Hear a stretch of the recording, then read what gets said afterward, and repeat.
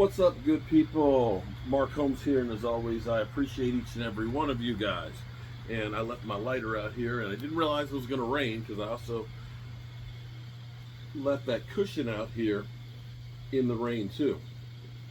And I'm trying to dry this out before I go in. So, welcome tonight. Okay, it's Taco Tuesday. Tomorrow is already Hump Day. And that means we're only one day away from week number 7. I'm sorry, week number 7. What the hell? Week number 3 starting. We've got the Buffalo Bills taking on Mike McDaniels and the Minnesota Vikings. Oh my God, Mark. Ugh. I think it's because I'm food deprived. I fasted yesterday, and today I've had a little chicken broth and some Jello and a popsicle, okay, because I got my colonoscopy in the morning. And I've had the liquid death. That's literally like Roto-Rooter has been in the house, and I'm clean as a whistle. So forgive me if I make a few mistakes. The Miami Dolphins. And you know what's crazy? When we hired Brian Schottenheimer, remember when they said the Cowboys have the 4th worst coaching staff? That the Cowboys, they didn't do their due diligence and trying to find a coach. They didn't hire one of the hot coordinators and things. You know what's funny is the hot coordinators, and I need to look this back up, but I remember when Dan Campbell was hired, and you saw Dan Campbell at the podium, and he was talking about, we're going to be tough, because it sounds like he's got some skull in his mouth. We're going to be tough. We're going to, even if we get knocked on the ground, we're going to be clawing our way up. We're going to be chewing on kneecaps and everything else. You might knock us down again. You might step on our throats, but we're going to smile at you, and we're never going to give up. And people are like, look at this jackass, right? That's what they did. That's what they did. And I believe Robert Saleh was hired at that same time, and he's back in San Francisco as defensive coordinator. And I believe Mike McDaniels was another one of those hot coordinators that was hired, right? I think Mike McDaniel was. And he's definitely on the hot seat. I still can't believe they didn't get rid of him last year. I don't know why they didn't get rid of him last year, because you could see the team didn't respect him. He got the whole mess with Tyreek Hill, and it wasn't like they didn't go out and do what they could to help him. They got Jalen Ramsey. They ended up getting Tyreek Hill. They got Cedric Wilson for us. They went out and said, we're going to build a great team. And I dare say right now, they're in worse shape than when they got rid of Brian, what's his name? Okay? They're in worse shape now, having hired that hot coordinator, right? So we'll see in a few years where we are with Brian Schottenheimer, because, you look at the Bears right now, although we're still early in the season. Yeah, the Bears. Okay. The Jets. We'll face both of those. So our coordinator, who wasn't one of the hot ones, is going to be facing those guys. And then you've got Duval in Jacksonville. So, and Kellen Moore. We can't forget Kellen Moore with New Orleans.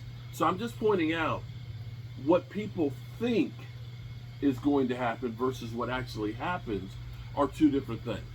Now, we're getting clowned because our defense had a bad game. They had a terrible game. And there's a multitude of reasons why. First of all, what everybody points to is Micah Parsons.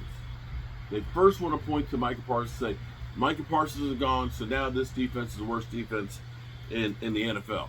Actually, it's not. Surprisingly, it's no worse. In fact, it's a little better than it was last year with Micah Parsons. I know that sounds crazy. Especially after we just played the New York Giants that were roadkill and making Russell Wilson look good. But we need a little bit more sample size. But here's the thing.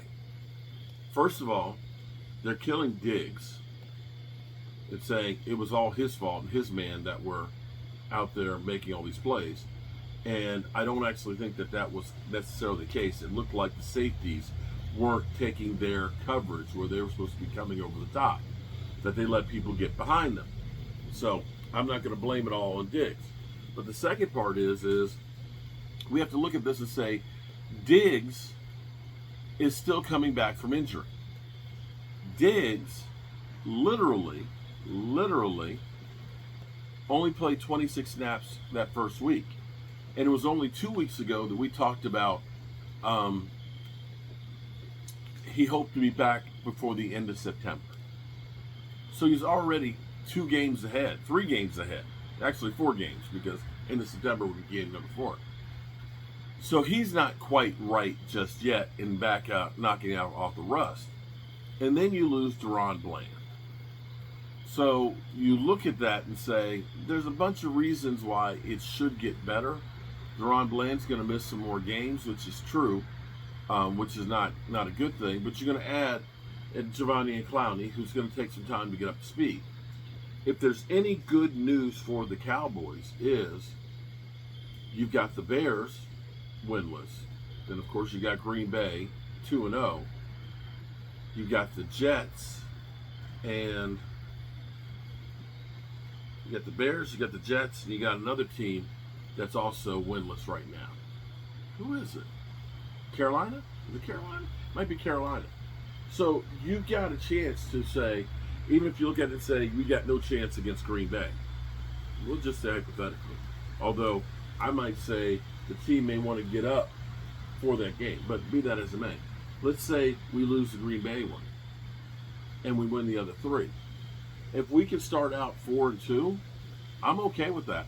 Because by the time you get through that gauntlet right there is when you'll start seeing Diggs getting up to speed. You'll get Deron Bland back.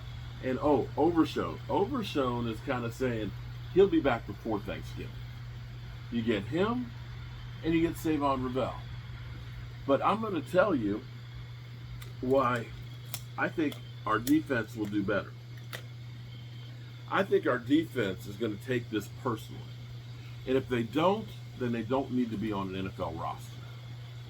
Because those guys got to realize we have to man the F up. Bro, that ain't good enough. That ain't anywhere near good enough. And one other thing I want to put in here too. Here's an interesting case where you had an incredible quarterback who they kept saying couldn't win the big one. And he's always getting them into the playoffs, but they just couldn't make it to the Super Bowl. And a lot of people blamed it on the defense. Well, they had one of the worst defenses going into the playoffs. But they were able to flip a switch and all of a sudden became a really good defense, winning their first Super Bowl for Peyton Manning. And it's not where you start, it's how you finish. And right now, the offense is just way ahead of the defense. The defense is battered and bruised right now and still finding their way. But I have faith in them that they're going to turn it around. I just do. I'm not ready to go ahead and give up on this. Now, if the Cowboys had lost this game to the Giants, then it would be shit. But I've seen the Dallas Cowboys start out 3-5 and end up winning the division. And for all those out there that say, oh man, the Commanders, they're a top 10 team, I bet you they won't finish up as a top 10 team. Bet you they don't. And I'm not sure the Eagles will either. Yeah. Eagle fans, come troll me. 40 Weiner fans, come bring it on. Bring it on. Bring it on. So, we have tomorrow, the big day, colonoscopy. Can't wait to get that out of the way so I can go eat. I don't know where I'm going to go eat. They say, eat mild. The hell I'm going to eat mild. I'm going to go to Mike's American Grill. I'm going to give me a steak. I'm going to give me a big old steak. Okay? Because I'm hungry. You can see I'm hungry. And hopefully everything comes out okay. I've talked about my colonoscopy a lot because I want to make sure you're aware of it. Okay?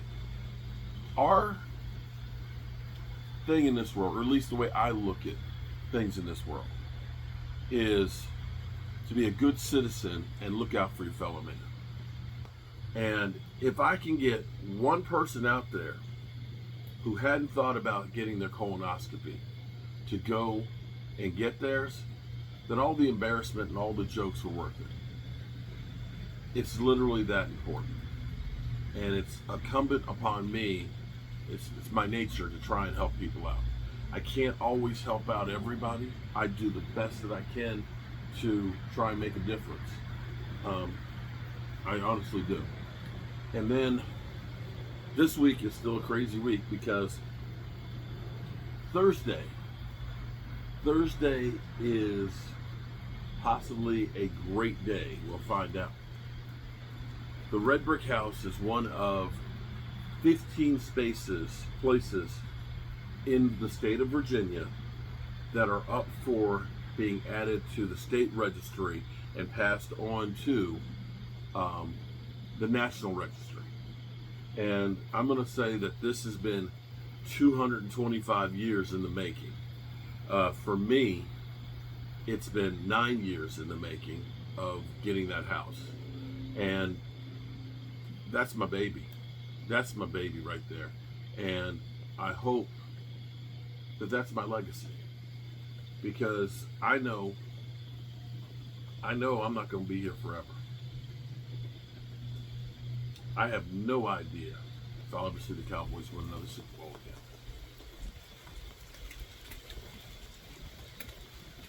But what I hope for is that things that I do, relationships that I've made, will be what lives on.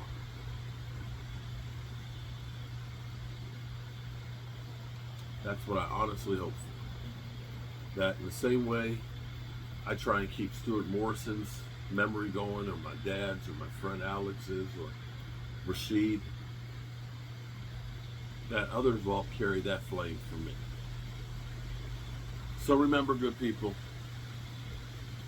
I don't quote Shannon Sharp very often, but he has said something that will always live with me as I'm sitting here in the rain and the cold. Every day you write your eulogy. Remember to tell the people you love how much you love them. You might not get the chance again, and I love you guys. And God willing, we'll all see each other tomorrow. Peace out, my friends.